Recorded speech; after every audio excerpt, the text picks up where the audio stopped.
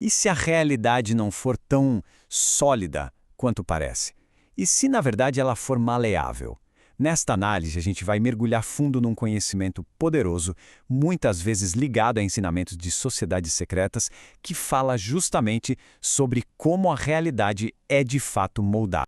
Essa aqui é a premissa central de tudo. É uma afirmação bem ousada, né? Que basicamente desafia tudo que a gente aprendeu. A ideia de que o mundo ao nosso redor não é um palco fixo, mas sim uma tela flexível e que o pincel está na nossa mão. Olha, essa ideia não é de agora, viu? A fonte dessa análise menciona que, por séculos, grupos como os maçons guardaram esses princípios às 7 chaves. Lá nos seus níveis mais altos, como o tal do grau 33, os iniciados aprendem que o universo funciona por causa e efeito em todos os planos, não só no físico. E isso nos leva direto para o primeiro pilar dessa filosofia. A relação entre o que acontece dentro da gente e o que se manifesta do lado de fora. A ideia de que o mundo que a gente vê é, na verdade, apenas um reflexo. Aqui está o ponto crucial. A gente tende a olhar para as nossas circunstâncias, sabe, o trabalho, o dinheiro, os relacionamentos, e achar que isso é a realidade. Mas segundo esse conhecimento, essas coisas são só os efeitos. As verdadeiras causas são invisíveis. Elas estão no nosso mundo interior. A relação é direta.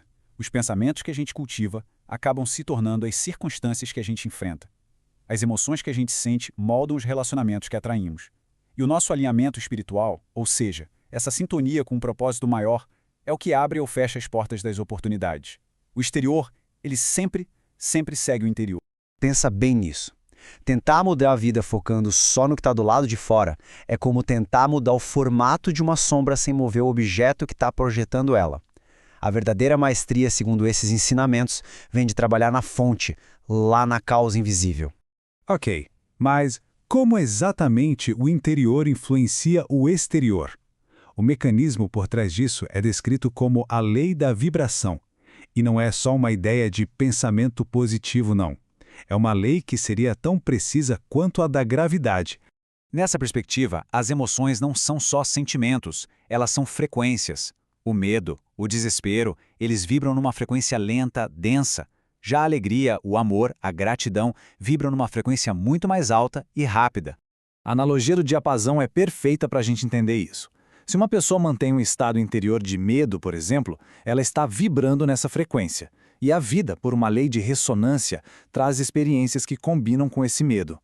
O mesmo vale para a gratidão, que acaba atraindo mais e mais motivos para se sentir grato. E aqui está o detalhe fundamental. Essa transmissão nunca para. Não existe um botão de desligar. A gente está constantemente emitindo uma frequência, seja de forma consciente ou não. A realidade se molda não aos nossos desejos de um momento, mas à nossa frequência dominante, aquele estado em que a gente passa a maior parte do tempo. Certo. A teoria é fascinante, mas e na prática? Como se aplica isso? Se estamos sempre transmitindo, como é que se garante que a nossa frequência seja positiva, principalmente quando a vida nos desafia? Essa é a pergunta de $1 milhão, né? É impossível ser positivo o tempo todo. A dúvida, a frustração, o medo, eles aparecem. E a resposta para isso não é negar o que se sente, mas sim ter uma nova perspectiva.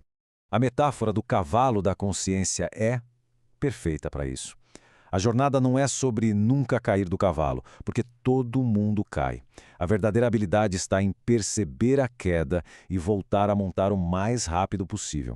Então, o ponto crucial é este. Não se trata de perfeição, mas sim de persistência. Achar que é preciso ser positivo sem falhas só gera culpa quando a gente inevitavelmente escorrega. E a culpa é uma vibração baixíssima que nos mantém caídos. A sabedoria está em simplesmente escolher voltar para o alinhamento de novo e de novo e de novo. E para ajudar nisso, a fonte sugere uma espécie de dieta mental. Pensa bem, assim como o corpo reflete o que a gente come, a mente reflete a informação que a gente consome.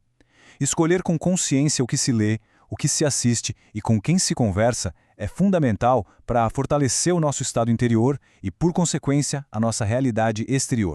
Agora vamos amarrar tudo isso. Chegamos na mudança de paradigma final que esse conhecimento propõe. É a virada de chave, passar de vítima das circunstâncias para a fonte criadora delas.